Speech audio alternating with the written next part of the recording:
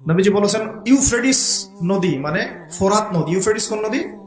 এই ফোরাত নদী অচিরেই তার ভূগর্ভস্থ সোনার পাহাড় বের করে দিবে। ফোরাত নদী অচিরেই তার সোনার পাহাড় বের করে দিবে এবং ওই সোনাকে নিয়ে মারামারি করতে আসবে যে মানুষগুলো, তাদের মধ্যে প্রত্যেক 100 জনের মধ্যে 99 জন মানুষ মারা যাবে। আর একজন ব্যক্তি যে বেঁচে থাকবে সে ধারণা করবে আমি সেই ব্যক্তি যে সোনাটা পাবো। আর মুসলিমদেরকে নবীজি বলছেন তোমরা যদি ওই সময় ওই জায়গায় থাকো, কোনো মুসলমান যদি সেটা দেখে, তোমরা সেই সোনায় হাতও দিবে না। আরেকটা হাদিস এসেছে যে অচিরেই রোমকরা, পশ্চিমারা আরবদের সাথে চুক্তি ভঙ্গ করবে এবং 80টা পতাকা নিয়ে তাদের বিরুদ্ধে যুদ্ধে নেমে যাবে। কয়টা পতাকা? 80টা। এবং প্রত্যেক পতাকার নিচে থাকবে 12,000 করে সৈন্য। কত হাজার?